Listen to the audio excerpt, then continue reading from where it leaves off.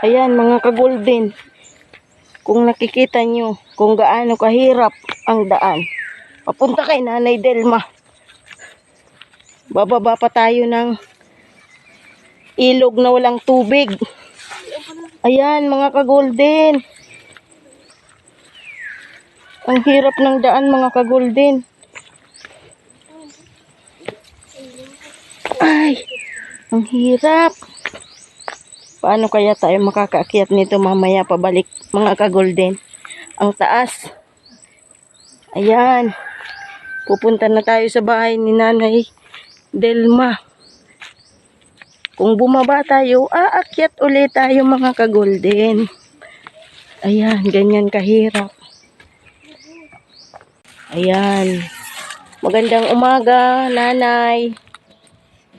Magandang umaga rin po, mga ka-golden.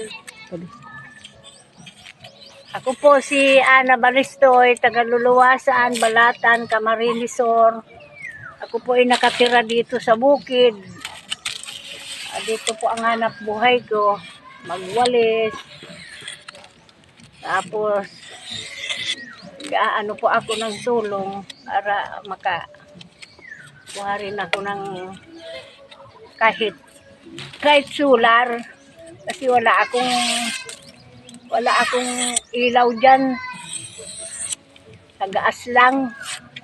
Kaya kung mapupidi makahingi po ako ng solar.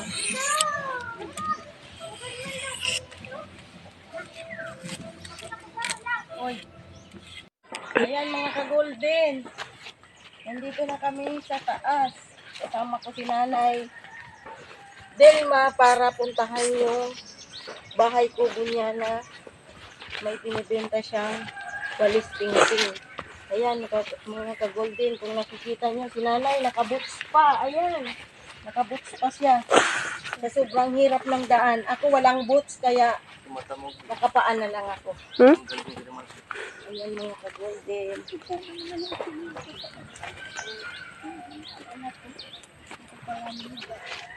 Ayan mga ka-golden. Binitbit ko na lang ang aking. Ayan mga ka-golden. Ayan po ang bahay ni Nanay Ana Balistoy. Kilala po siya sa Palayaw na Delma. Ayan po mga ka-golden. Kung nakikita nyo po, nakakaawa ang kanyang kalagayan kasi mag-isa na lang po siya sa buhay. Meron man siyang kasama, yung apo niya. Ayan mga ka-golden. Yung bahay niya po, diningdingan lang ng tagpi-tagping mga nyog para po may dingding ang kanyang bahay. Nakikita niyo po mga ka-golden. Kaya mga ka-golden, nananawagan po ako sa may mga mabubuting puso na tulungan po natin si Nanay Delma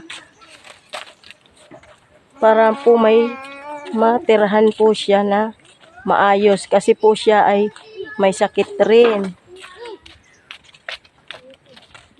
Ayan po mga ka-golden ang bahay niya.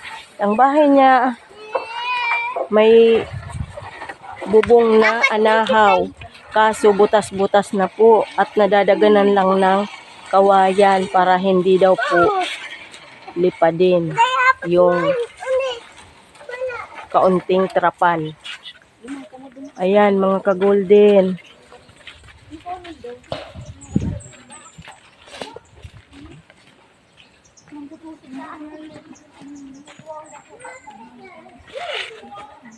May panawagan po siya sa inyo.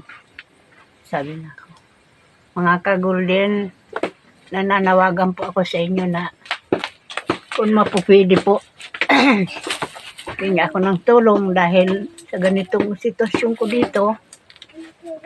Kung sino man po ang may puso, kung pwede makahingi ako ng tulong. Dahil sabi ko, ito pong tulong na tong bigas, salamat lang mga ka-golden. Para may pangsaing ako.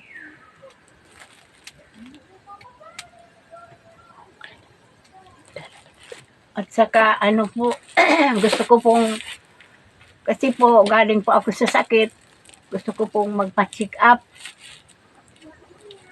Kasi po, pag naghihinga po ako, pag nag-uubo ako, parang malangsa ang hininga ko. Saka yung mga likod ko, sumasakit, pati na yung mga tuhod ko.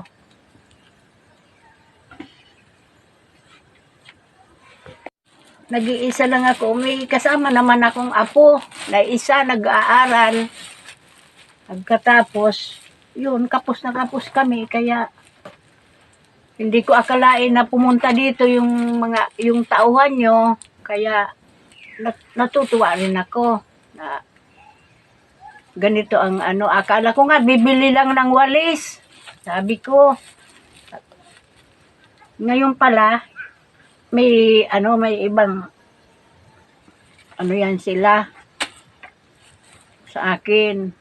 Kaya salamat naman po sa mga kaguldin dahil sana po matulungan ako ninyo. Dahil wala na akong ibang hanap buhay. Dito lang ako sa bukid. Tauhan lang ako dito, kaya wala akong hanap buhay. Dito lang sa amin, sa bukid. Yeah. Salamat po sa grupo ng Golden Heart kasi ito may grasya akong dinala nila. Kaya nagpapasalamat po ako sa inyo para may maisain ako.